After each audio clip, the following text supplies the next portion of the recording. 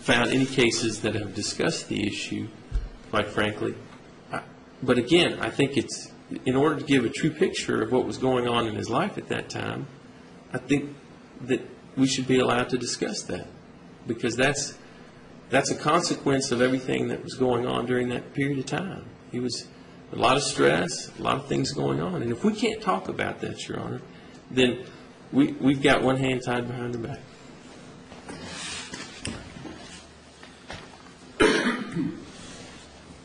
Your Honor, I think you understand my position. I don't think there is any law that says it's admissible. And it's a 403 issue as well.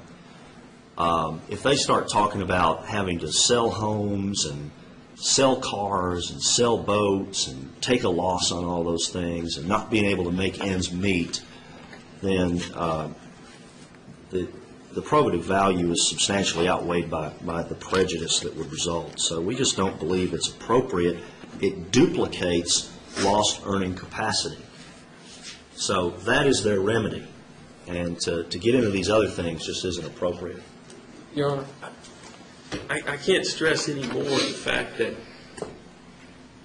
in order for the jury to get a clear understanding about what took place with Mr. Crawford and what was going on in his life, we can't just ignore the fact that he stopped making income and that he had to do certain things to deal with that. And so if the jury's wondering, what did you do during this period of time? Did you just sit around?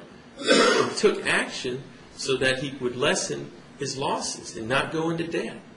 And so he spent a great deal of time getting rid of those assets and doing those things, making calls and so forth. We're not letting the jury have a true picture of what was happening during that 6, 8, 9-month period after the accident. If we don't allow Mr. Crawford to talk about those issues, and it's not that we're asking the jury to say, well, gee, you had to sell a home. Gee, what were your losses? We're not going to talk about that. But some of those jurors may wonder, well, how did you make ends meet? And that's the issue. Where was his income coming from? Where did he continue to live? Where did he pay his bills? How did that happen? I think that's relevant. And I definitely don't think that it's prejudicial. I think it's more probative than anything as to what was going on in his life. So I can't stress that anymore. Thank you. Any further, Mr. Gilmore? Just that it's just like an hourly worker getting hurt and then having to take out a loan. How would that be admissible? The admissible part and the recoverable part is the lost earning capacity. I think the motion is well taken in all respects. I'm granting it. There'll be no reference made to the medical expenses or chiropractic expenses of $3,930. There's no proof of reasonableness and necessity. Any fee of Menzel, Mr. Menzel would be handled as a Rule 54 matter, is not an element of damages. And then this testimony, these losses for alleged forced sale of cars, boats, homes is, I find, irrelevant. And if there's any probative value, again, I agree this 403 issue. There's a substantial likelihood of juror confusion and unfair prejudice that would occur from allowing that to come in. I'm unaware of any case that's ever allowed anybody to go into that type of testimony. That is too far afield, and there'll be no reference made to that. Your Honor, let me just ask for a clarification. Can he not, if there's evidence, for instance, at his lake home, his retirement home, that there were 5 flights of stairs from the dock up to his home, and that one of the reasons he sold that property was that he was unable to go up and down those flights of stairs, would that change your opinion at all in this case?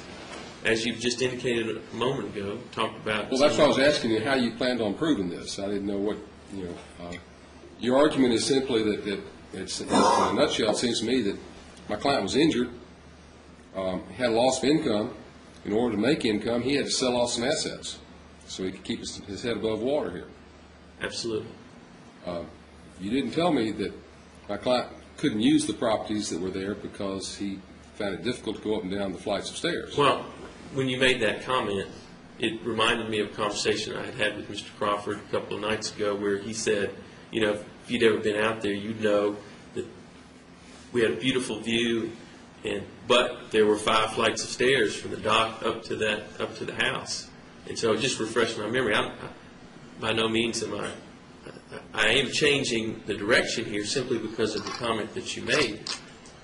We're not asking for losses. We're just wanting the jury to get a complete picture of what he was doing during that 6-month period. And to me, did you have to sell your house? Yes. I'm not going to say that whether he lost any money on it, but he will testify, if allowed, that there was a going up and down the stairs issue, at least at the retirement home, for sure. May I respond just briefly? The 5 flights of stairs I have no problem with. Could you go up 5 flights of stairs? No.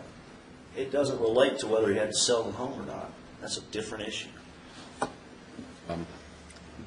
I agree with that analysis of it. If you want to inquire of your client as to how the injuries manifested themselves in his physical comings and goings and limitations that were placed upon him because of it, you can go into that.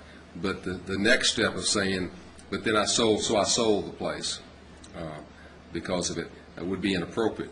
But you can inquire of Mr. Crawford, say, did you have problems at your lake house? You don't have to say your lake house. You can say you're going up and down stairs. And he can, you may or may not want to go in the fact that he has a lake house or had a lake house. But you can talk about his inability to do things. That's a physical manifestation of an injury that's being testified to by the witness. But the result of selling it and selling these assets, again, I think that there's a great likelihood of the jury getting confused as to whether these are elements of damages or not, perhaps creating undue sympathy. We're here. We've got to look at this sort of in a vacuum. And, Mr. Crawford said he was hurt badly as a result of this accident, and he wants to recover damages for it, and he can say how it's affected his life and how it's affected his earnings, his capacity for enjoying life, all the elements that are there. But it's getting too far afield when you get into selling off assets for it. So there should not be any reference even made of that during this period of time I was selling off these assets so I could pay my bills and do whatever. As it relates to then Mr. Gilmore bringing up the fact that he had a lake house and that he had these types of assets, if he brings those issues up, will I have an opportunity to discuss those issues? Well, Mr. Gilmore gets into asking about, well, you had $1 million lake house on Center Hill and you owned a Porsche Targa sports car and things like that. I would think the door is open for you to come back and say, do you still own these things? Okay. What happened to them? All right. Thank you. Your Honor, the last motion is entitled Motion in Limine Concerning the Witness and Exhibit List. I think we have dealt with items 1 and 2 by virtue of the Court's ruling just now. Item 3 in that motion has to do with a set of building plans, and I still haven't seen that, not sure what the relevance of it is, would object on that basis. Item 4 in that motion has to do with previous contracts entered into by the plaintiff and his clients. Again, haven't seen them, don't know what their relevance is. Item 5, bills and invoices for work done by others as it relates to drafting. Mr. Crawford's an architect. Haven't seen them, and I did get a bill yesterday by fax, so I have seen it, but I haven't had an opportunity to do any discovery about it. Saw it for the first time yesterday and object on that basis. And then lastly, item 6 are the opinions of, if any, of the massage therapist. And I've cited the Bolton case, and this person is a massage therapist. I would just ask that she not be asked any opinion questions, just fact questions about what she observed. Freeman.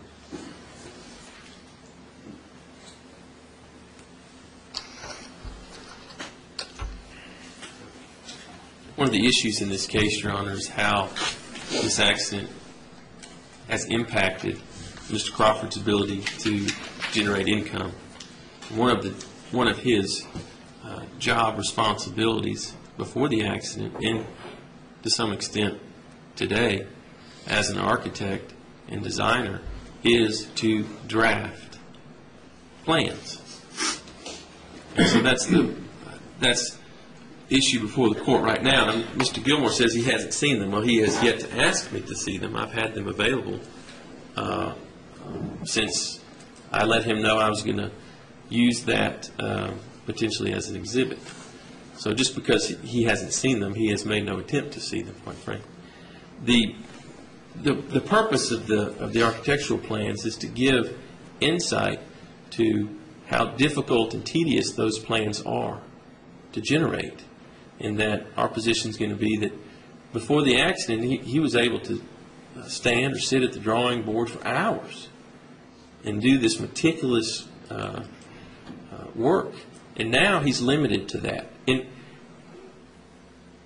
I can say that, and Mr. Crawford can say that, but until they see what actually he is doing on a day-to-day basis, I don't think that comes across as well. So I think it is relevant to exactly the issue before this court, before this jury. As far as the personal contracts, the reason for the contracts is simply for rebuttal. Mr. Gilmore gets up and says, well, gee, you had income coming in after the accident. We want to be able to establish in rebuttal that those contracts were entered into prior to the accident for work that had been completed or substantially completed or 99% completed before the accident, and that as that income trickled in, it was for work prior to the accident. If that issue doesn't come up, then we won't be using those contracts.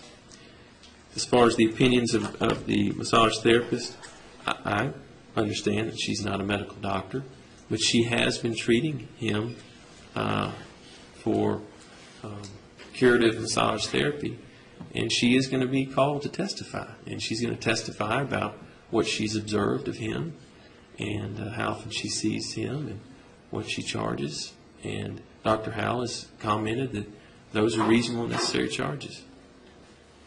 I will not be asking her to render any medical opinions, but I think if she says, I felt tightness here, or felt this, or he complained of pain when I did that, I think that's appropriate. Thank you. I don't have anything else on that, John.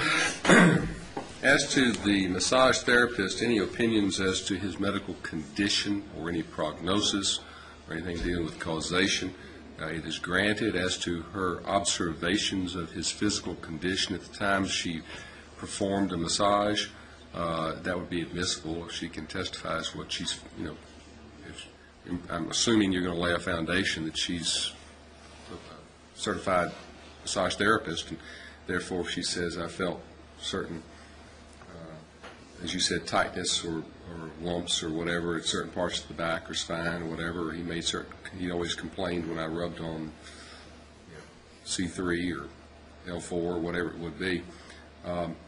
She can testify about that, but she can't say this was clearly caused by a car accident. She can't testify as I think he's going to always have this problem. Can't give any kind of medical diagnosis. Basically just, what she felt and observed is complaints of then existing physical condition. She can't say that he came in to me telling me he felt terrible the night before and therefore I rubbed his neck. That would be inadmissible. But she can say if he made any current, contemporaneous statements about his physical condition to her. As far as her treatment,